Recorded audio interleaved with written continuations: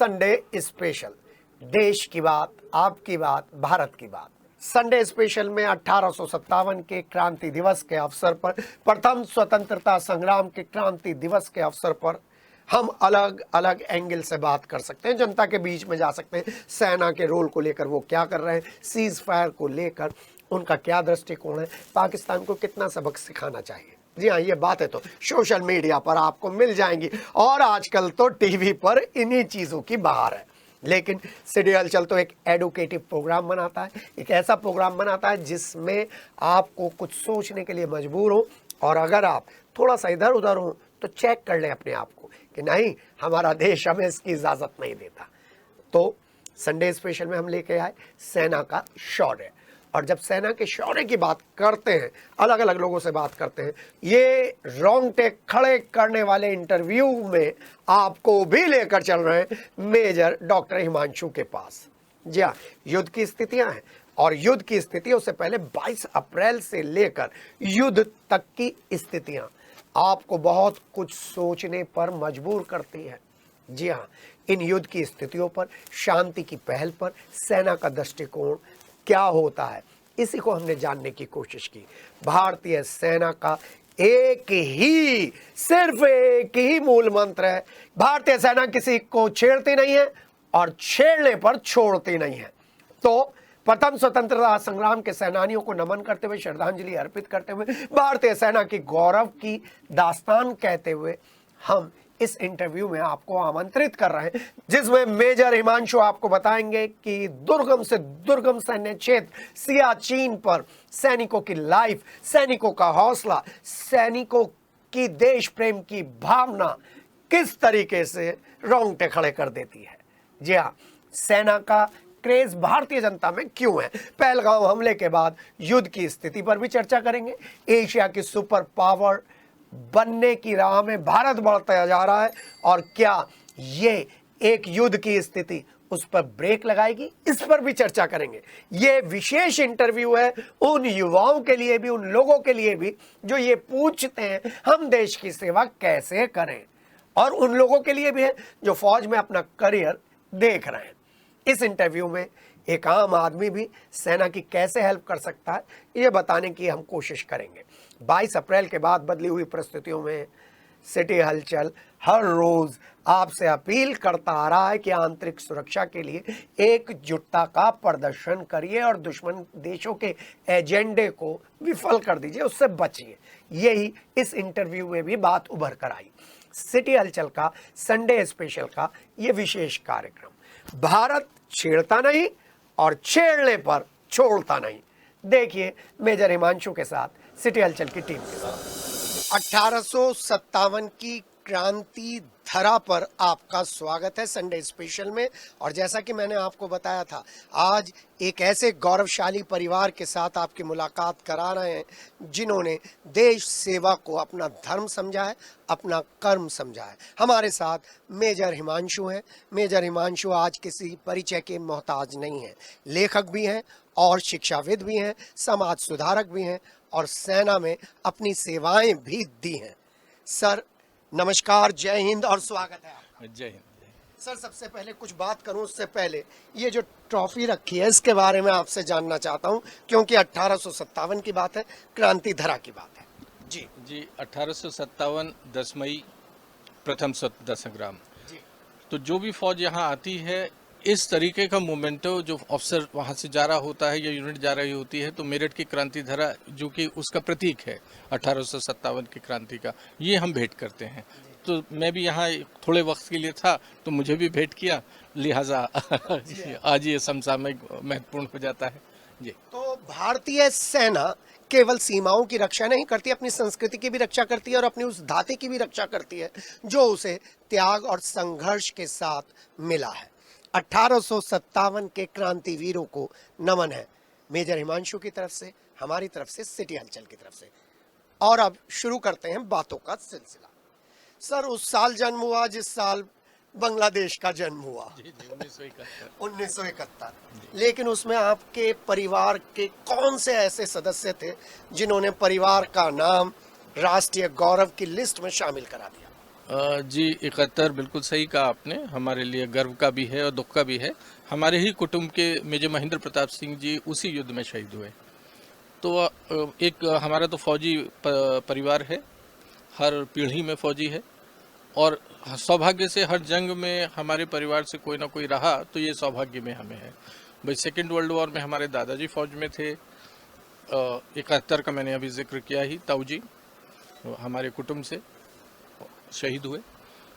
और उसके बाद जो युद्ध हुआ उसे मैं सीमित वो मानता हूँ, it was a limited conflict, उसे हम प्रॉपर वॉर तो नहीं कहते हैं, वो कारगिल था जी। और उसमें होने का सौभाग्य मुझे प्राप्त हुआ। सियाचिन का, कारगिल का सौभाग्य मुझे प्राप्त हुआ। और ये किसी भी फौजी के लिए फख्र की बात होती है। हम ऐसी इच्छा तो नहीं करते हैं कि लड़ाई हो जाए, हम अपने किसी शगल के लिए तो नहीं कामना करते हैं ईश्वर से, क्योंकि शांति की कीमत सबसे ज़्यादा कोई डॉक्टर या कोई फौजी समझता है, जान की कीमत और शांति की कीमत। लिहाजा फौजी से ज़्यादा जान की और शांति की कीमत कोई नहीं जानता है। और फौजी परिवारों को जो झेलना पड़ता है, भुगतना पड़ता है, उससे अनभिज्ञ फौज नहीं होती है।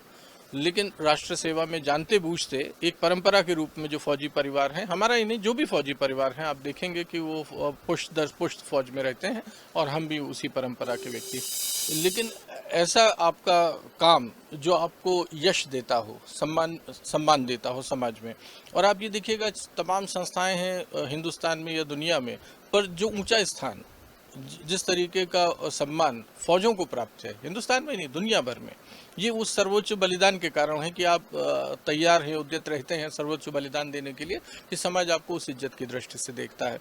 बाकी आजीविका तो सभी कमाल है। तो ये कारण है कि वो लोग, आधा तो एक बजा मजाक चलता है कि मर्सिडीज बिना उसके चलिए, कोई भी कार मैं कहना चाह रहा हूँ, कोई बहुत महंगी या नामदारी कार बिना पेट्रोल के चल दी, तो उन्होंने पूछा भाई ऐसा कैसा, बोला जी इतना तो अपने नाम पे ही चल जाएगी। तो इतना तो जोश जो है इस बात से ही रहता है कि आसपास का माहौल आपको ये बताता है। बचपन से राणा सांगा के किस्से सुनाए जाएंगे, चोट लग गई तो बताया जाएगा कि साहब क्या रोने लगे, 80-80 घाव थे, हाथ कट गया, आँख फूट गई, बताया जाएगा आपके ताऊजी थे, फल लड़े, आपके दादाजी वहाँ लड़े, आपके पिताजी ने ये किया।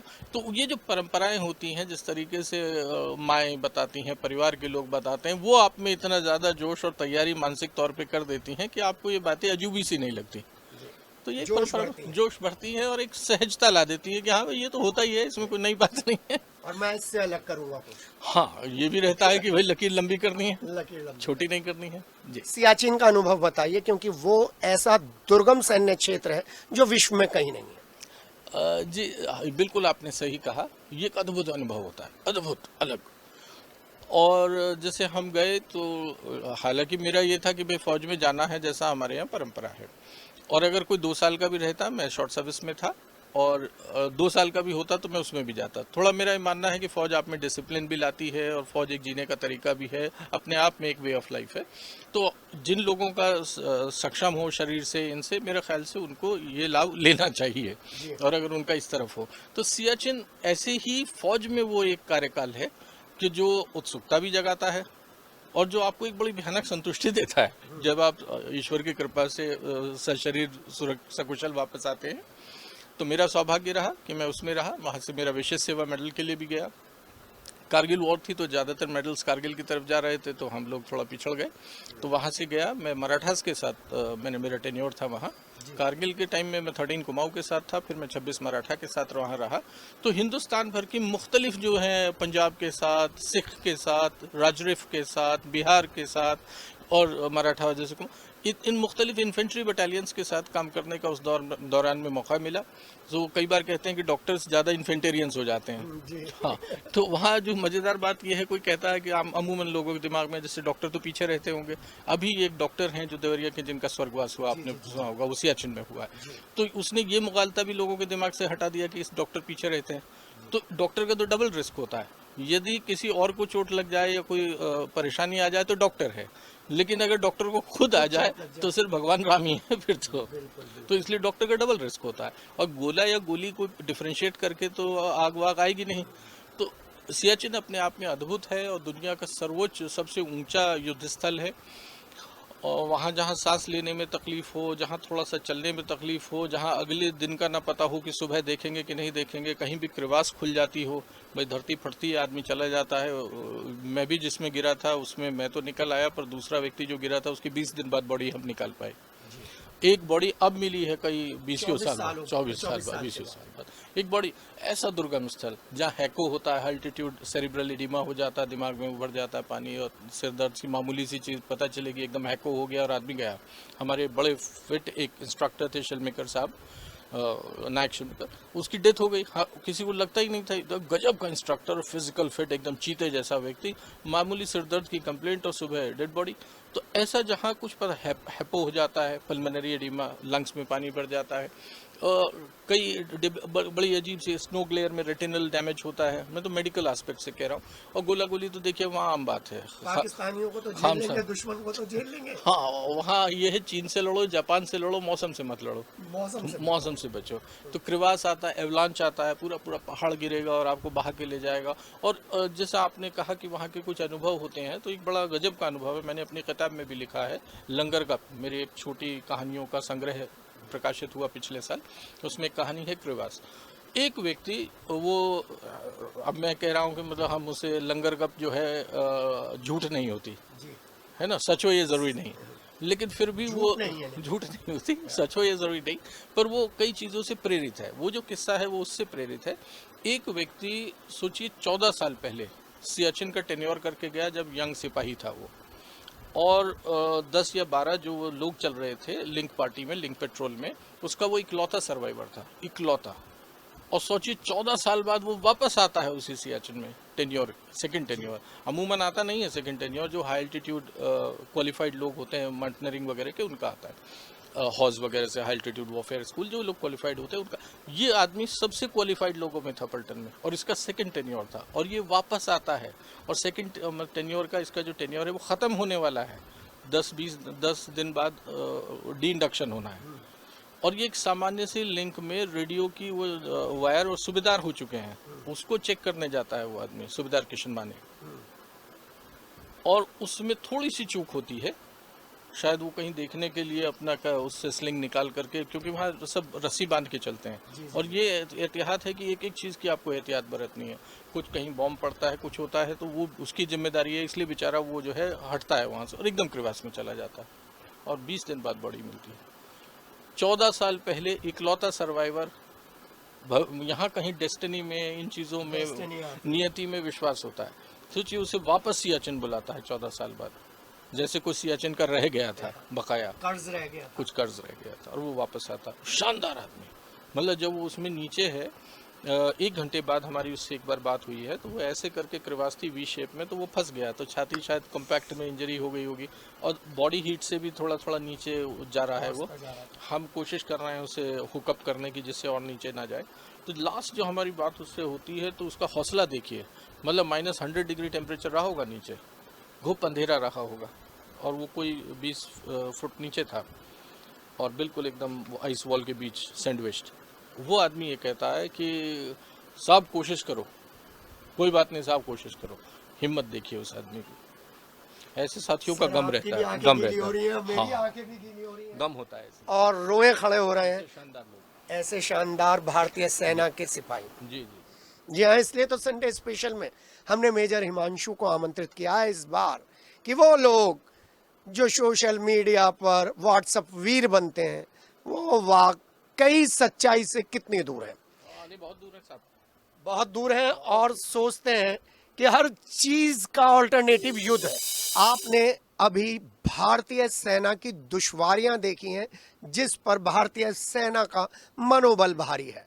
सुना ना किस तरीके से एक खाई में भी फंस कर भारतीय सैनिक कह रहा था, कोशिश करिए सर, सब सही हो जाएगा। जी हाँ, इसी का नाम भारतीय सेना है। सब भारतीय सेना की बात कर रहे हैं, सियाचिन का अनुभव बात कर रहे हैं, लेकिन चाइना और इंटरनेशनल सपोर्ट के बारे में क्या कहना चाहेंगे आप? देखिए, जो भी युद्ध होगा हमें अपने बलबूते लड़ना पड़ेगा। अगर हम सोचते हैं फलाना ढिमकाना आके हमारी मदद करेगा, तो हम गलतफहमी में हैं। दुनिया भर के देशों में दोस्त और दुश्मन परमानेंट नहीं होते हैं, राष्ट्रहित परमानेंट होते हैं। जी जी, नो एनिमीज और friends are permanent, only national interest are permanent, और ये सब जगह लागू होती है। हम कह देते हैं, अभी हाल का अनुभव यूक्रेन का है, क्या हुआ है यूक्रेन में, तो एक इसमें महत्वपूर्ण चीज़ है कि एक वक्त में रशियन, जब हमारे 50 साल आज़ादी के हुए थे, तो रशियन प्राइम मिनिस्टर प्रेमाकोव साहब हमारे स्टेट गेस्ट थे। जब वो आए थे तो उन्होंने एक सुझाव दिया था साइनो इंडियन रशियन अलायंस का, कि चीन, रूस और भारत एक गठबंधन बना ले। अभी ब्रिक्स वाला बना भी है, एक उसका वृहद रूप बना हालांकि, तो उसके देखिए क्या रिपरकशंस आए, उस पर प्रतिक्रिया दूसरे पक्षों से क्या आई। अगर रूस, चाइना और इंडिया एक जगह आ जाते हैं तो मेरा मानना है कि ये चाइना जो पाकिस्तान है, ये चाइना की गोद में पलने वाला बच्चा है।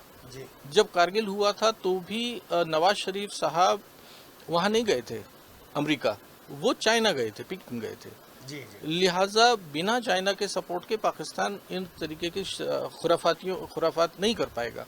तो हिंदुस्तान भी सुकून के साथ अपनी इकोनॉमी पे, डेवलपमेंट पे, इन वाले कामों पे हो पाएगा। इसमें पाकिस्तान का भी भला हो जाएगा, ये अलग बात है, पाकिस्तान का भला होगा भाई खत्म।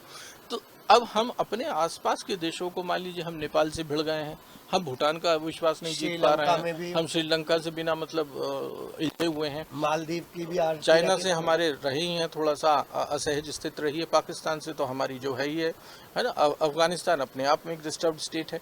तो पूरा हिंदुस्तान के आसपास का जो उपमहाद्वीप है, इसमें हम लोग अपने दोस्त खोते जा रहे हैं। अब हम सोचें कि कोई अमेरिका से दोस्ती हो जाएगी, तो अमेरिका से दोस्ती करके यूक्रेन देख चुका है, या 71 में जब 7th फ्लीट और 5th फ्लीट वाला मायना हुआ था, इंदिरा जी थी तो निक्सन साहब को क्या कह के आई थी, भाई एक जोरदार प्रधानमंत्री थे, उन्होंने बता दिया था गोरी चमड़ी वाले समझ लगे हिंदुस्तान किसी किताबे में आने वाला नहीं है। ये कहने की हिम्मत रखना, तो ये हिम्मत तभी आप रख सकते हैं जब आप अपने गट्टों पे खड़े होंगे। इसके उसके भरोसे, इसके उसके कंधे पे अपना कद ऊंचा करेंगे तो मेरे ख्याल से वो कंधे कभी भी हट सकते हैं, और हमें आसपास के देशों से अपने संबंध ठीक करने चाहिए।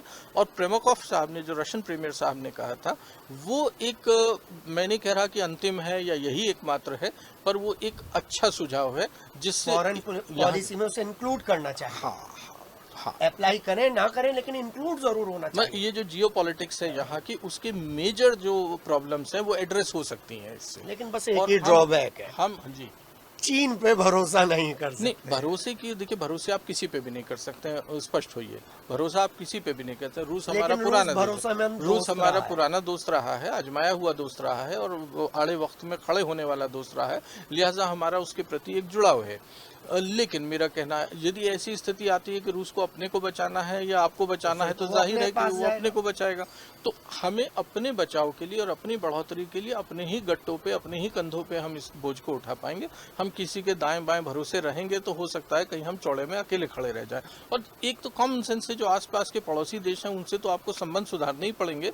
और अगर आपके देखिए, दो बड़े राष्ट्रों में कभी शांति नहीं हो सकती जिनका बॉर्डर लगता हो। तो चाइना और इंडिया में हमेशा असहजता रहनी है, लड़ाई हो ना हो।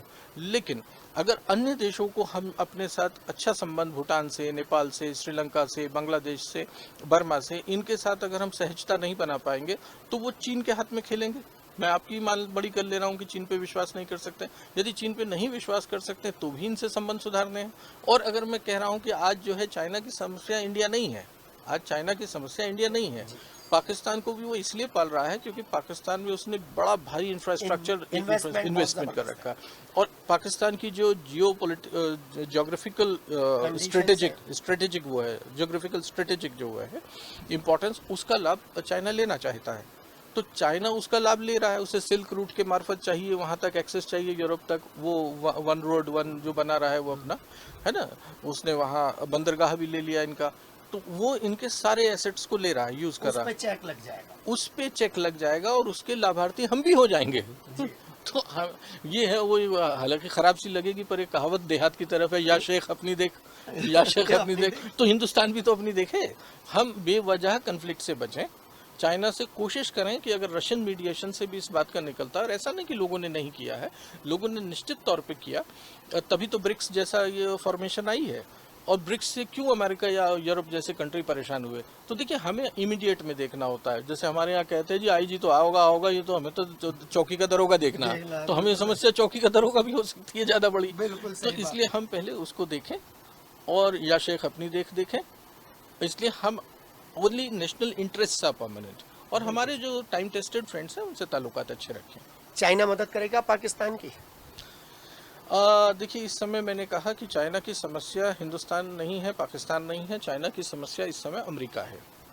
चाइना कंटेनमेंट चाइना पॉलिसी के तहत अमेरिका ये जो डिसबर्समेंट हो रहे हैं, एड्स मिल रही हैं, ये मिल रही हैं, लेकिन चाइना से बाहर पाकिस्तान कभी भी नहीं था, कभी भी नहीं है, कभी भी नहीं हो पाएगा।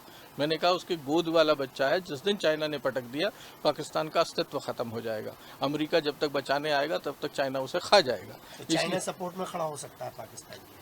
हाँ, तो लेकिन यही तो आपको समझना है भाई, पाकिस्तान उसके लिए महत्वपूर्ण नहीं है, उसके लिए जियो स्ट्रेटजी महत्वपूर्ण है। तो अगर जियो स्ट्रेटजी को आप साधते हैं या उस जियो स्ट्रेटजी को रशिया के मार्फत साधते हैं, तो आप ये देखिए कि आप 150 करोड़ का बाजार है, 150 करोड़ का बाजार। मैं भाषा थोड़ी गंदी कर रहा हूँ, लेकिन आपके लिए तो आप तो बड़ी महत्वपूर्ण ताकत, आपकी हथियार से ज्यादा बाजार है। बाजार के बगैर ना अमेरिका टिक सकता है, ना यूरोपियन यूनियन टिक सकती है, ना रशिया टिक सकता है, कोई भी नहीं टिक सकता है। और एक बात और देखिएगा, उनको बहुत ज़्यादा मदद की आवश्यकता नहीं है। राफेल को जैम करने वाली जो टेक्नोलॉजी है दुनिया में 6 देशों के पास तो है जी।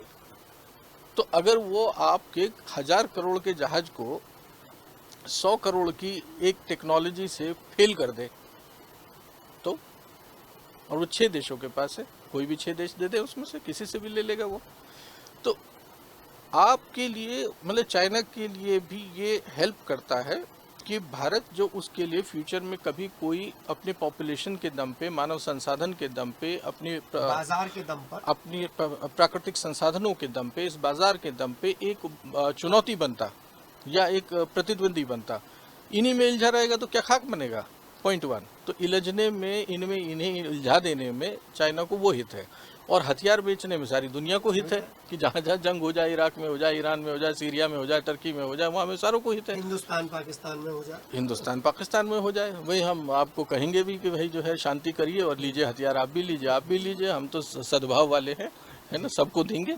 तो अगर इतने ही सद्भाव वाले हैं तो भाई F-16 बंद करिए देना, ये एड देना बंद करिए।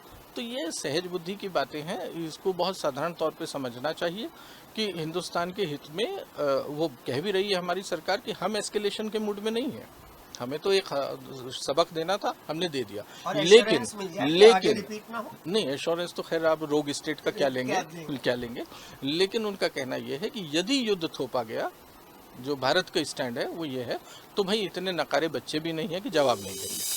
हर चीज का ऑल्टरनेटिव युद्ध है। युद्ध तो किसी भी चीज़ का ऑल्टरनेटिव नहीं है, समाधान नहीं है। आप ये देखिए, हम 47 में लड़े, हम 62 में लड़े, हम 65 में लड़े, हम 71 में लड़े, मैं पाकिस्तान के संदर्भ में कह रहा हूँ, चीन के संदर्भ में कह रहा हूँ, हम 99 में भी लिमिटेड वॉर लड़े, और जो लीको है, लो इंटेंसिटी कन्फ्लिक्ट जो है, ये तो चल ही रही है, ये तो चल ही रही है। बाद में तो हम बैठ के बात ही करते हैं जी, बाद में तो समाधान वार्ताओं से ही निकलते हैं। तो जो वॉर है is the last diplomatic effort, इसे भी डिप्लोमेटिक एफर्ट कहते हैं, ये कूटनीतिक वही है, बस कान घुमा के पकड़ लिया नहीं, लास्ट है, लास्ट है भाई। जब अब कुछ हो ही नहीं पा रहा है तो ये मैं कहूँगा वॉर जो होती है वो ह्यूमन इंटेलेक्ट का फेलियर होती है, ह्यूमन इंटेलेक्ट का फेलियर इज वॉर। वॉर अपने आप में कोई बहुत वांछनीय चीज़ नहीं है, जो आपने अभी बिल्कुल कहा कि वो युद्धवीर ऐसे खड़े हो गए हैं जिन्हें युद्ध के बारे में पता ही नहीं। तो युद्ध तो अंतिम वो होती है, और ये ह्यूमन इंटेलेक्ट का फेलियर होती है। तो हम फेलियर से क्यों शुरू होना चाहते हैं, ये कोशिश है, और इस मामले में हमारा देश हमेशा सजग रहा है, जिम्मेदार रहा है। भारत देश उसने कभी भी ऐसा नहीं होने दिया कि वो युद्ध का देश रहा हो। मैं वो डायलॉग नहीं कहूँगा युद्ध का नहीं बुद्ध के हैं, मैं वो नहीं कह रहा, क्योंकि बुद्ध ने भी कायरता नहीं कही, गांधी ने भी कायरता नहीं कही, वो गलत फहमी है। वही गांधी ने भी कहा यदि मुझे जो है भाई हिंसा और कायरता के बीच चुनना है तो मैं हिंसा को चुनूंगा। तो गांधी के साथ जोड़ना या बुद्ध के साथ, भाई बुद्ध मार्शल आर्ट सारी बौद्ध उनकी डेवलप्ड है। और आप देखिए बुद्ध को भी ये समझ लीजिए कि एक आदमी ने बिना हथियार के, the best form of war is no war, तो बेस्ट वॉरियर इज जो बिना लड़ाई के जीत जाए। तो आप गांधी को भी देखिए और बुद्ध को भी देखिए। हिंदुस्तान का जो सबसे बड़ा चक्रवर्ती, अगर किसी व्यक्ति को आप चक्रवर्ती आत्मा कह सकते हैं, तो वो बुद्ध है। वो चीन जो दुनिया के इतिहास में कभी गुलाम नहीं हुआ, स्फीयर ऑफ इन्फ्लुएंसेस में जरूर डिवाइड हो जाए, उसको बिना हथियार के महात्मा बुद्ध ने जीत लिया। कंबोडिया, आज जापान, सारा कोरिया, लाओस, वियतनाम, ये सारा का सारा इलाका जो है देखिए बौद्धिज्म में हो गया। तो कहीं अगर पैगंबर मोहम्मद साहब ने काम किया, कहीं जीसस साहब ने कहा क्या लव एंड केयर, बिरादरीवाद, उससे मतलब भाईचारे से, गुरु नानक साहब से, करुणा से, इनसे, तो ये हथियार बड़े हैं। हिंसा तो जैसे मैंने कहा ये तो फेलियर ऑफ ह्यूमन इंटेलेक्ट है। और इसीलिए श्री कृष्ण ने महाभारत के अंतिम अवसर तक युद्ध को टालने की कोशिश की। हाँ, शिशुपाल की 100 गालियां माफ की, तो सुदर्शन चक्र जरूर धारण किया और सुदर्शन चक्र की दक्षता भी रखी, लेकिन उसके बावजूद भी शिशुपाल के 100 बर्दाश्त किए। तो हो सकता है आज ये स्थिति आ गई हो। इसी पे आ रहा हूँ, आज की स्थिति तो युद्ध की स्थिति है। नहीं, युद्ध की स्थिति है नहीं है, क्योंकि अभी भी हमारे देश ने बड़ी जिम्मेदारी की बात की है।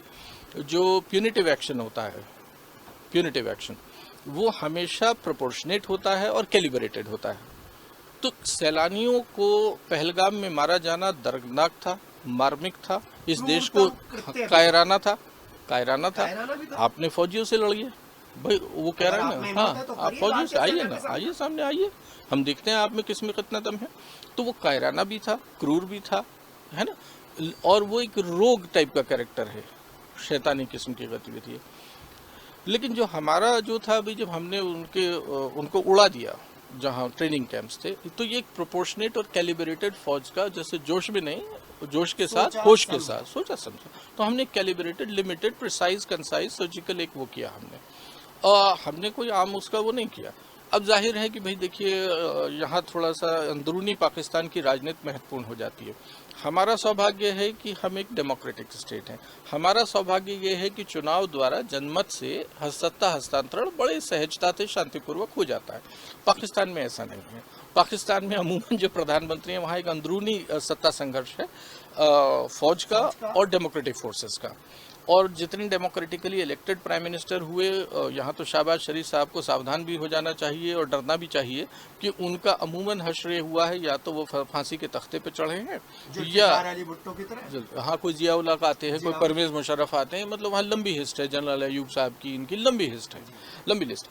और या तो वो फांसी पे चढ़ते हैं उनके डेमोक्रेटिक वो, या फिर ये होता है कि साहब वो निर्वासित जीवन कहीं दुबई में या उसमें जीते हैं, दुबई में या कहीं लंदन वंडन कहीं रहते हैं, निर्वासित जीवन जीते हैं। तो ये शहबाज शरीफ साहब को सोचना चाहिए। अब मुझे नवाज शरीफ साहब ने तो कई जगह इस बात को शेयर भी किया कि कारगिल के दौरान में वो अनभिज्ञ थे और ये सब किया धीरा परवेज मुशर्रफ साहब का था। और हो सकता है सच कह रहे हूँ, क्योंकि उन्होंने भुगता भी है, तो थोड़ा हमारे पास मानने का कारण ये है। तो यहाँ एक हम लोगों को ज़रूर कोशिश करनी चाहिए, एक बतौर जिम्मेदार राष्ट्र, ऐसा नहीं कि पाकिस्तान के हित में, बल्कि अपने स्वार्थ और हित में भी, कि अगर एक स्थिर पाकिस्तान रहता है, एक डेमोक्रेटिक पाकिस्तान रहता है, प्रजातांत्रिक पाकिस्तान रहता है, तो वो हमारे हित में है। एक अस्थिर, उन्मादी, फौजी निर्देशित, शासित पाकिस्तान हिंदुस्तान के हित में नहीं है। और पाकिस्तान केंद्रित अपना वो बनाने का जो ये एक गलत फहमी है और ऑब्सेशन है, इससे भी हमें निजात पानी चाहिए। क्योंकि ये कुछ ऐसा है कि एक टॉप करने की संभावना रखने वाला बच्चा एक फेलियर बच्चे से हिरस करने लगे, तो पाकिस्तान तो फेल्ड स्टेट है, बर्बादी के कगार पे खड़ा है। उसके साथ लड़ भिड़ करके उस हद तक जा करके हम जो एक महाशक्ति बनने का संभावना रखते हैं, काबिलियत रखते हैं, हमारा नुकसान होगा। पाकिस्तान तो बर्बाद है ही है, हम तो डूबे हुए हैं सनम, तुम्हें और डुबो देंगे। तो इसलिए ये भी एक एहतियात की दृष्टि से है। मैं को ये नहीं कह रहा कि सजा न दी जाए, मैं ये नहीं कह रहा, यदि ऐसी स्थिति आती है तो सठे साठेम समाचरित, दोष्टे समाचरित, ये भी नहीं दिखा है भाई। रोज रोज की इससे भी हमारा नुकसान होता है। ब्लीडिंग बाय, हाँ उन्होंने एक थियरी शुरू की थी जियाउल हक साहब ने, जिसको कहते थे operation topaz, bleed by 1000 cuts, bleed by 1000 cuts. तो वो कट मारते जाइए, तो लीग को स्टार्ट कराया, इंसर्जेंसी स्टार्ट कराई, पंजाब में गड़बड़ कराई, इधर नॉर्थ ईस्ट में गड़बड़ कराई, और भारत की अंदरूनी हालत में व्यवधान पैदा किया। वही जी बांटा हिंदुस्तान को। हाँ, तो जैसे कुछ हमारी मूर्खताओं से भी होता है, जैसे हमारे यहाँ भी अजीब अजीब चिंटू हैं। पहलगाम की घटना हुई, तो अगर वो आदमी ऐसा कह भी रहा था हिंदू मुसलमान जैसा आतंकवादी, तो भी हमें ये एहतियात बरतनी थी कि ये तो उसकी मंशा थी कि हिंदुस्तान में फैले, ये वायरस हिंदू मुसलमान का फैले और इनमें इंटरनल डिवीजन हो, राइट्स हो, दंगे हों, हिंदू मुस्लिम आपस में एक दूसरे के खिलाफ हों। तो ये जो कुछ हमारे मैं देखता हूँ कुछ नेताओं में भी ये प्रवृत्ति होती है, कुछ संगठनों में भी प्रवृत्ति होती है, कुछ सामान्य नागरिकों में भी ये प्रवृत्ति होती है। मैं इसे बुद्धिहीनता कहता हूँ कि हिंदू मुसलमान करके हम अपने देश को ही कमज़ोर करते। और यहाँ मैं ये नहीं कह रहा कि आर्मी को इस तरीके से देखना चाहिए, आर्मी को ऐसा करना चाहिए, पर फिर भी जो ये प्रेस ब्रीफ हुई इसमें सोफिया कुरैशी जी कर्नल साहिबा उनको बैठाया गया, तो ये एक करेक्ट ऑप्टिक्स भी हुए। हालांकि मैं इन बातों का भी पक्षधर नहीं हूं कि इनके लिए हम डिफरेंशिएशन करें। हाँ, एक ऑप्टिक्स करेक्ट किया गया जिससे ये जो गंद फैली थी चिंटूगिरी वाली, हिंदू मुसलमान वाली, इस पे लगाम लगी। और ये भी एक बात कि भाई वो पंचर वंचर वाली जैसे बयानबाजियां गैर जिम्मेदार थी, उन पे भी लगाम लगी। और फौज ने एक बहुत बेहतरीन वो किया, इसका जो नाम दिया वो भी बड़ा एप्ट दिया कि भाई हमने उस वीर नारी को देखा जिसके 1 हफ्ता शादी का नहीं हुआ था और उसने अपने पति को, फौजी पति को खोया, तो उसके लिए बड़ा उपयुक्त जो ऑपरेशन सिंदूर दिया। तो मेरे ख्याल से एक माकूल जवाब था, करेक्ट ऑप्टिक्स थे और समय रहते जबकि देश में आक्रोश था, एक माकूल जवाब था। ये होना चाहिए था, हुआ, ये बहुत ठीक है। अब फुल एंड फाइनल हिसाब होना चाहिए, आधा अधूरा काम नहीं छोड़ना चाहिए। हम फुल एंड फाइनल को डिफाइन नहीं कर पाएंगे क्योंकि अफगानिस्तान में इतने साल तक चलता रहा, वो भी आ गया, पाकिस्तान का भी हस्तक्षेप था, रूस का भी था, महाशक्तियों का भी था, लेकिन वो नासूर तो नासूर है, अभी भी नासूर है। उसे कभी किसी नासूर ने उसे जख्म को नासूर बनाया, कभी किसी ने जख्म को नासूर बनाया। आज भी अमेरिका, अभी भी IMF ने 1 बिलियन डिसबर्स किया है रुपया, इतने विरोध के बाद तत्काल प्रभाव से, इमीडिएट वो हुआ है डिसबर्स। अब आप कोरोना याद करिए कि मान लीजिए हमने एक इलेक्टिव सर्जरी के लिए ऑक्सीजन रखी हो और सामने मरता हुआ ऑक्सीजन के बिना मरीज आ जाए, तो हम उस इलेक्टिव सर्जरी का इंतजार करेंगे, तुरंत ऑक्सीजन उसको लगाएंगे। तो आपको क्या लगता है 1 बिलियन का खर्च होने वाला है? इसी युद्ध में खर्च होगा। अब पाकिस्तान तो वही मैंने कहा बर्बाद मानसिकता का देश है, जहनियत ही बर्बाद की है। भाई आप और डेट ट्रैप में चलते चले जाएंगे, इसको आप यहाँ फूंक देंगे, ठीक है, आप 4 दिन की दिवाली ये पटाखे फोड़ लेंगे, लेकिन इसके बाद तो पाकिस्तान ऑलरेडी कर्ज में है और कर्ज में डूबेगा। तो ये वो तरकीबें हैं कि भाई हथियार बेच दीजिए, जो वो ताकतें हैं जिन्हें हथियार बेचना है, वो ताकतें हैं जिन्हें ऐसे वक्त पे कर्ज दे के दूसरे मुल्कों का कर्ज बंद करना है, बर्बाद करना है, ये उन ताकतों के खेल हैं जंग। फायदे में वो सरकारें रहती हैं, वो देश रहते हैं, वो कंपनीज रहती हैं, वो कॉरपोरेट्स रहते हैं। आपने हाल में इसका देखा होगा, यूक्रेन की स्थिति देखी होगी। भाई उन तमाम देशों ने पहले तो यूक्रेन को चने के झाड़ पे चढ़ा दिया। अब यूक्रेन की स्थिति यह है, उसके खनिज वनिज का धमका करके अपने नाम लिखाए जा रहे हैं खनिज वनिज। तो ये तो लूट हो गई ना पूरे एक संगठित देश की, इतने बड़े देश की, जो कि न्यूक्लियर भी उनके पास सबमरीन्स है, काफ़ी अच्छे हथियार हैं। तो ये मुगालता रखना कि हम एक न्यूक्लियर स्टेट हैं, न्यूक्लियर स्टेट तो सबसे बड़ा न्यूक्लियर आर्सेनल उन्हीं के पास था, यूक्रेन के पास था, रूस के पास था, कजाकिस्तान के पास था, सबसे बड़ा। अब अगर यूक्रेन जैसे देश की ये हालत हो गई है कि उसको धमका करके जेलेंस्की साहब को माफ़ीनामा लिखवा करके सारे खनिज पदार्थ जो भी नेचुरल रिसोर्सेज हैं वो लिखवाए जा रहे हैं, तो ये तो आपको नहीं लगता एक साजिश के तहत है? तो हिंदुस्तान पाकिस्तान को भी समझदारी के काम लेना चाहिए, इन झगड़ों में इस तरीके से पड़ने के, इन लोगों के हाथ में खेलने के बजाय अपने मुल्क, अपने आवाम की बेहतरी सोचनी चाहिए, वरना पाकिस्तान तो बर्बाद है ही है। पर अगर वहाँ के मुनीर साहब को थोड़ी भी या उन्हें अपनी पसंद आती हो बादशाही, शौक़ बादशाही हो उन्हें कि वो बन जाए, राष्ट्रपति बन जाएं और ये बन जाएं और दुनिया को कब्जा कर लें, तो फिर वो आदमी स्वार्थी है जो अपने मुल्क को बर्बाद करके अपने मंसूबे पूरे कर रहा है, अपनी महत्वाकांक्षाएं पूरी कर रहा है, वो देशभक्त नहीं हो सकता। अंतिम सवाल सर, मिलिट्री एजुकेशन कितनी कंपलसरी है, कितनी एसेंशियल है, कितनी नेसेसरी है?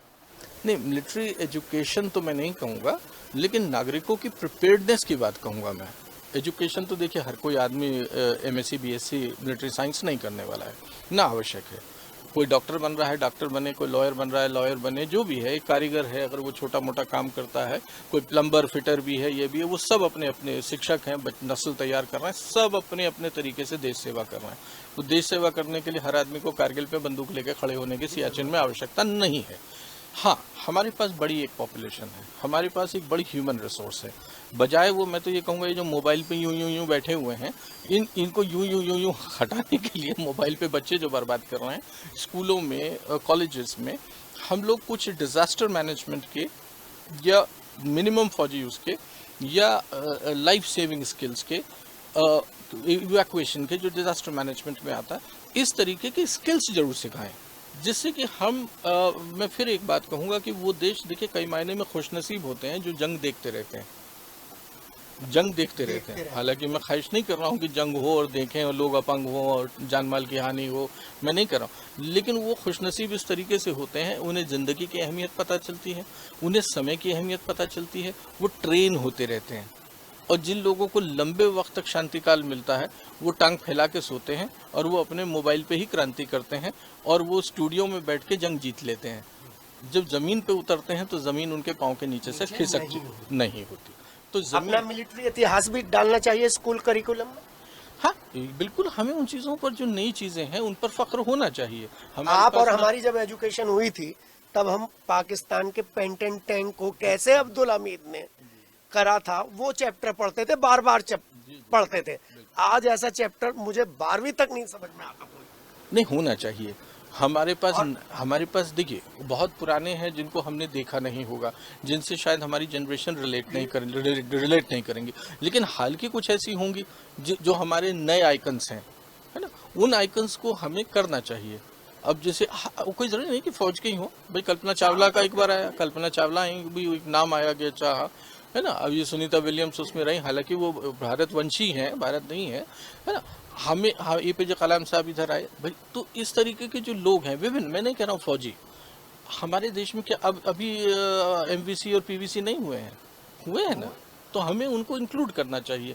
और मैंने कहा ना, जितना वक्त हम मोबाइल वगैरह में उस तरीके की गफलत फैलाने वाली, र्यूमर फैलाने वाली, गलत फहमियाँ फैलाने वाली, अफवाहें फैलाने वाली चीज़ों में उलझे हुए हैं, गैर ज़रूरी चीज़ों में, उससे ज़्यादा ज़रूरी है कि हम इन्हें करावें, इन्हें ट्रेनिंग भी करावें। इसके लिए हमें किसी जंग का इंतज़ार नहीं करना चाहिए, क्योंकि जंग तो कभी कभी होगी और नहीं हो तो ज़्यादा अच्छा है, लेकिन अगर होती रहती है तो अहमियत पता चलती रहती है, क्योंकि हम लोग वही वाले हैं, जब सिर पे तक नहीं पड़ती तब तक हम नहीं जगते, तो जब सिर पे पड़ती है तब जगते हैं।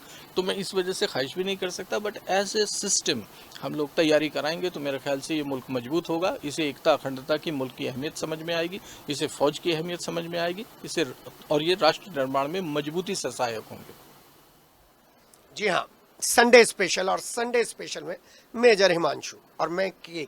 जी हम अपने सरनेम नहीं लगा रहे हैं, हम अपने सरनेम इसलिए नहीं लगा रहे हैं क्योंकि हम हिंदुस्तानी, हम भारतीय हैं, हम इंडियन हैं, और आज का टाइम अपनी भारतीयता को जन जन तक पहुंचाना है, ना कि पाकिस्तान के मंसूबों को कामयाब करना है। संडे स्पेशल में आपसे जुड़े मुद्दे हम लेकर आते रहते हैं, और जिस तरीके से मेजर हिमांशु ने वकालत की है स्किलफुल यूथ की, उस पर हमारे नीति निर्धारकों को जरूर एक बार ध्यान देना चाहिए, क्योंकि आने वाला समय आसान नहीं होगा। अपने सहयोगी संजय जूनियर और राजेश के साथ के संडे स्पेशल सिटी हलचल।